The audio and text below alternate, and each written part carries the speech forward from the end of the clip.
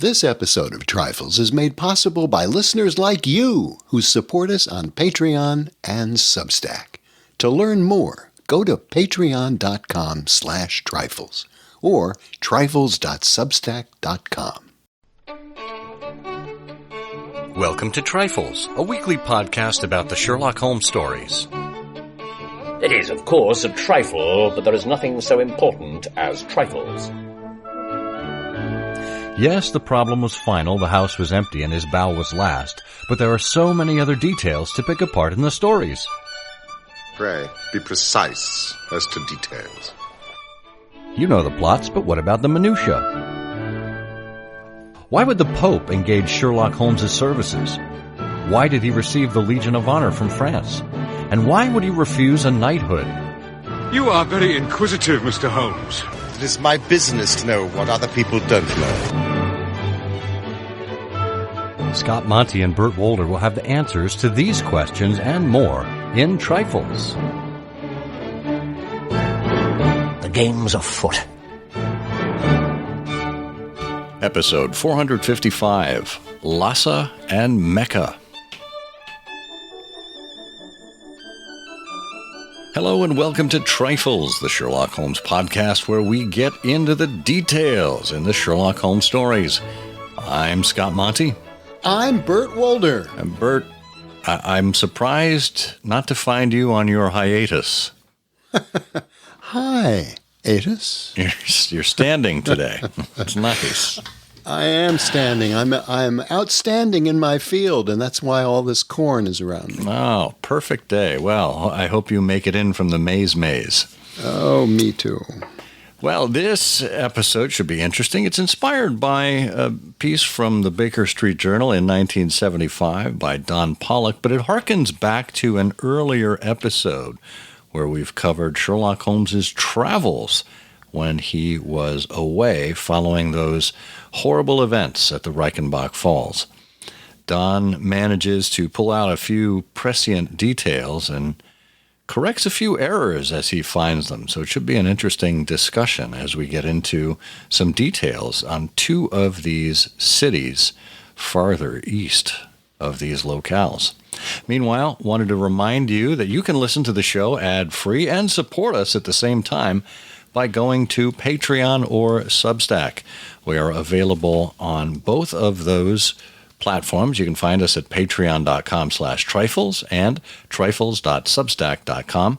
What happens is when you become a supporter for as little as $1 a month, you now have access to listen to the show ad-free. You have access to the community discussion there, the comments, etc., with other Sherlockians, and you get bonus content from time to time. For example, we've got a monthly feature called Trifling Trifles, where we take a shorter topic and put it into an episodic format there, so we don't stretch you along as we do with these longer Trifles episodes. But all of that, and isn't that amazing? You have to pay to hear us less. That's how it should be, folks. These are all available and more at the links in our show notes. So we'd appreciate it if you check that out. And of course, if you would like to suggest a topic for us to discuss that we haven't covered in any of our previous 450-plus episodes, you can email us at trifles@ihearofsherlock.com. And if we use your idea on the air, we'll send you a prize from our Sherlockian vaults. So what more incentive do you need? Less of us, more prizes.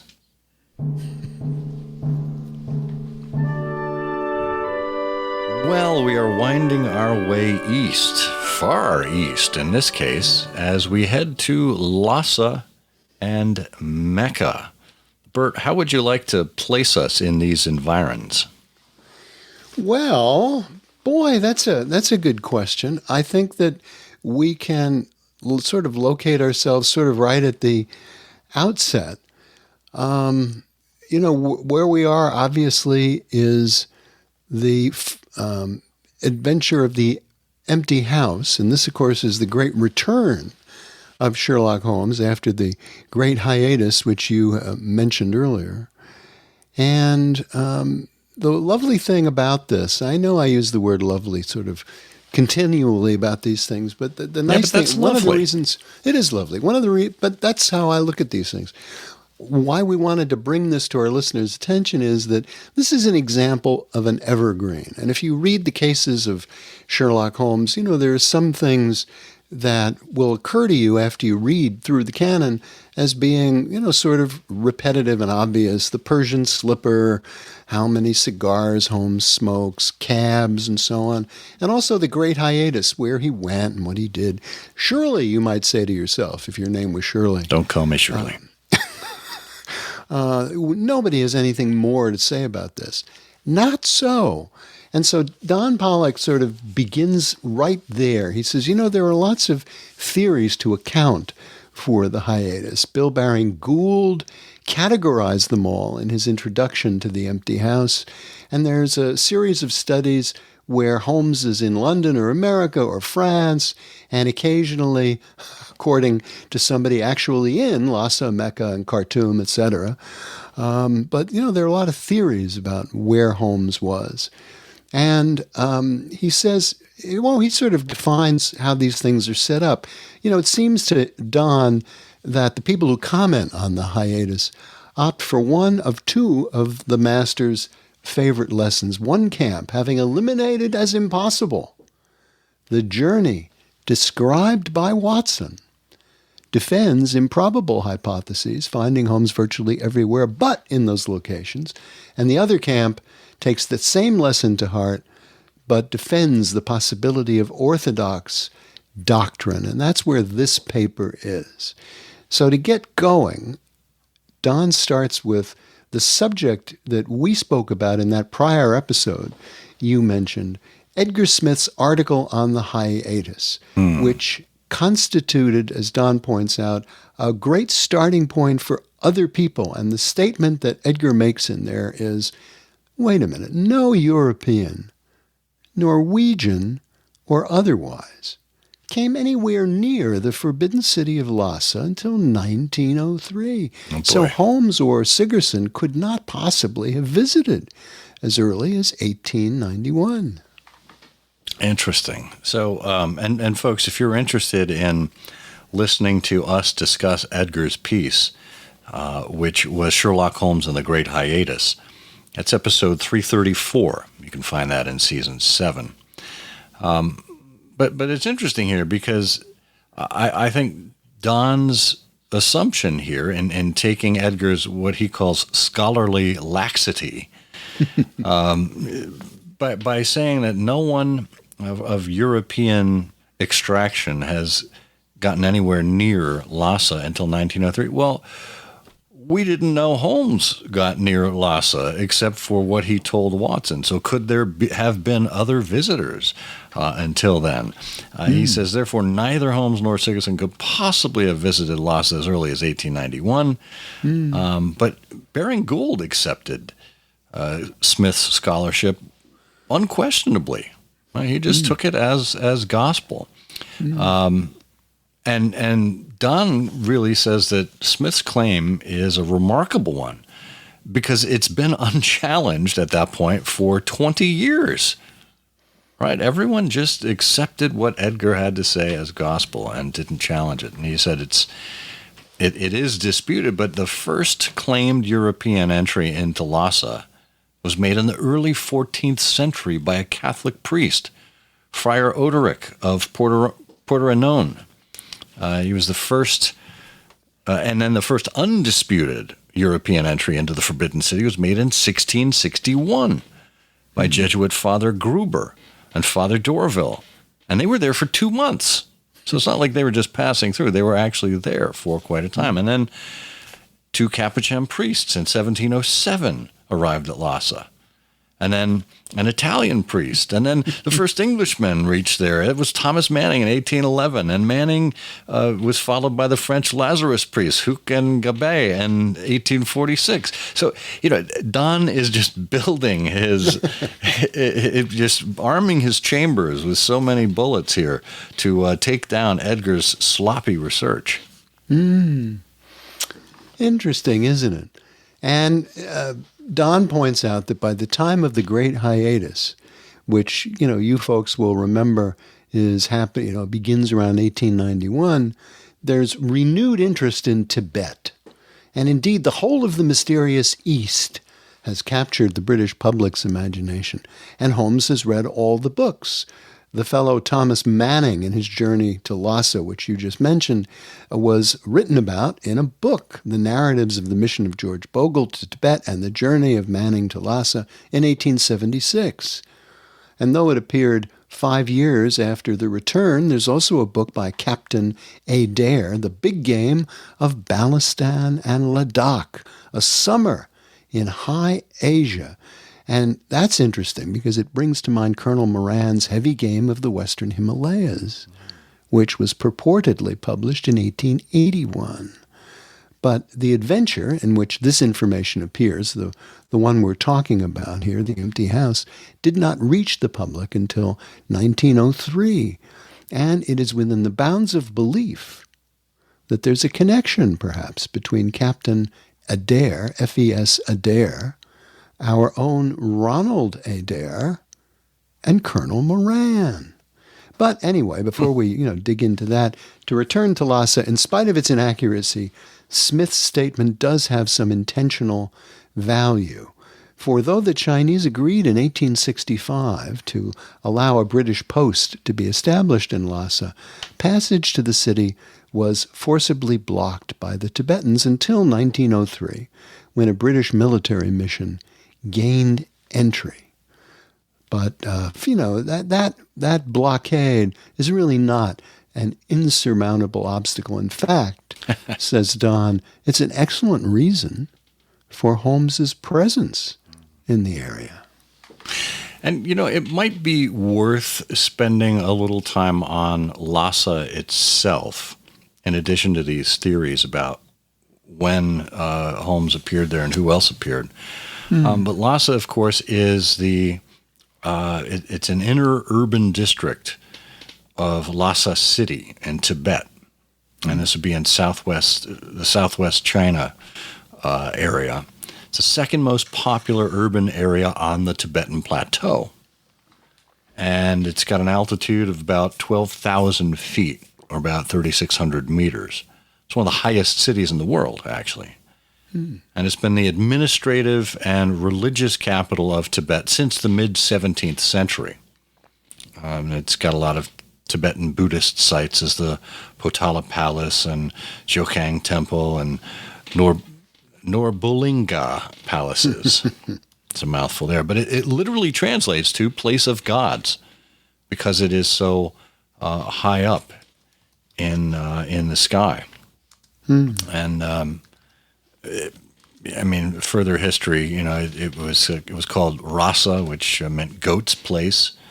It was a herding site, and then changed to Lhasa as a place of gods. But it's been there, for centuries upon centuries. So it is an ancient and respected place in Tibetan history.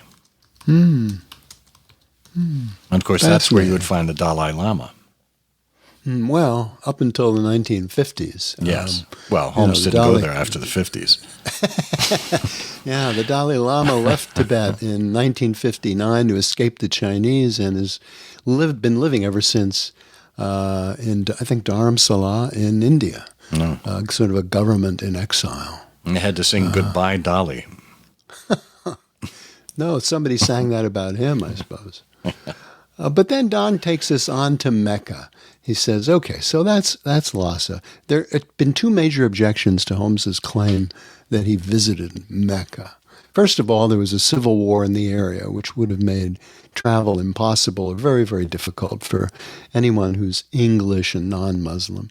But also, the dangers involved in entering the holy city of Mecca amounted to really an effective prohibition. Smith put forward an objection, but that was dealt with by another writer who questioned the reliability of Smith's sources. This so-called war was, probably little more than a political struggle between the Sharif and the Ottoman administrations. And also there are other notes. In 1879, there had been a proclamation stating that any and all Europeans passing into Mecca should be treated courteously. And the Sharif of Mecca, wanted to know about all these people to make sure that happened. So other writers have noted that a number of non-Muslims have successfully completed the Hajj, and many have left their stories in print, and Holmes in 1891 would have read about them. Buckhart's Travels in Arabia from 1829, Keene's 6 Months in Mecca and My Journey to Medina in 1881. But the most useful work was Richard Burton's personal narrative. Now, this isn't Richard Burton, the actor. This is Richard Burton, the linguist and explorer, which not only commented on those earlier reports, but served as a handbook, really, for anyone who wanted to follow in Burton's footsteps. Yeah, this is Sir Richard Francis Burton, who lived between 1821 and 1890, British explorer and army officer and writer and scholar. And he was really known for his travels, his explorations in Asia and Africa and South America. And he spoke up to 29 different languages. And he became probably the most famous of the explorers or non-Muslim pilgrims to head to Mecca. And I think it was approved under the Royal Geographical Society for the exploration of the Middle East. It was part of the East India Company. He took leave of the army and started on the Hajj in 1853. So that was a good 40 years before Holmes attempted his journey. Well, and you see here in what Don has done. Now, bear in mind where we are, in this essay. We're sort of hurtling now to the end. But Don has taken us to Edgar's original proposition, looked at a variety of reasons why that doesn't hold up, taken us into the details of Lhassa. Now he's taken us through all these other works. He's done such research to find these records of people making these trips. And now he's landing us and sort of ending us on Sir Richard Burton, and finds the parallels remarkable between Burton and Holmes. Both of these men were remarkable linguists. You just said Burton could speak up to 29 languages. Both, says Don, were masters of disguise. And Holmes, despite whatever Watson might have thought, shared with Burton an extensive knowledge of literature. Burton was widely traveled, left records of visits to at least 5 continents and Iceland. Holmes, if we allow his own account, was also widely traveled, even having visited America. Both Burton and Holmes wrote monographs. Holmes, wrote about a variety of things. Each man, said Don, experienced a curious lack of British commendation. Holmes, by choice, he refused a knighthood, and Burton, in spite of his lifelong desire for honors in his home country, never achieved them. He died in 1890, and it's far from unlikely that Holmes had in fact met him. But it could have influenced, Holmes's choice of the guise of an explorer on his journey, perhaps. And Don concludes with an interesting mental exercise. He said, it only remains to note that regardless of the veracity of Holmes's own account of the hiatus, mounting evidence must convince the reader that it was possible, if not probable. And here at least we have no reason to believe that either Holmes or Watson has deceived us. So, and interesting to note, too, I know we gave you a little background on Lhassa, some background on Mecca, if you're not familiar with Mecca. This is the holiest city in Islam. It's located in Saudi Arabia, and it's considered the birthplace of Islam. And I think it's the third largest or third most populated city in Saudi Arabia currently, after Riyadh and Jeddah. And of course, the Great Mosque there is where the Hajj typically ends. And interesting to note, Holmes visited the holiest city for Buddhists. He visited the holiest city for Muslims. I'm surprised that on this hiatus he didn't make a stop at Rome as well, knowing how he had helped the Pope out at certain points with the Vatican cameos and whatnot. That, of course, was told to us later, I think, in The Return of Sherlock Holmes. But, I mean, maybe he did stop in Rome and didn't mention it to Watson and did a whole religious trifecta at that point.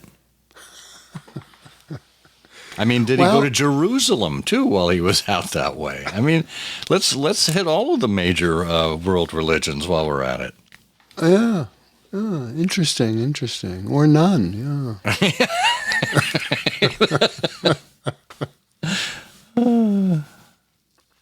But all of those are anything but a trifle. It is, of course, a trifle, but there is nothing so important as trifles. Please join us again next week for another installment of Trifles.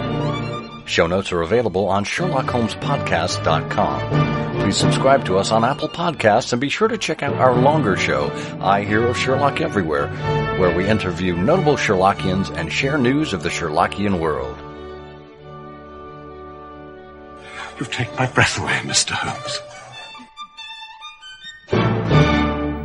For 2 years, I traveled to Tibet and amused myself by visiting Lhassa and spending some time with the head Lama.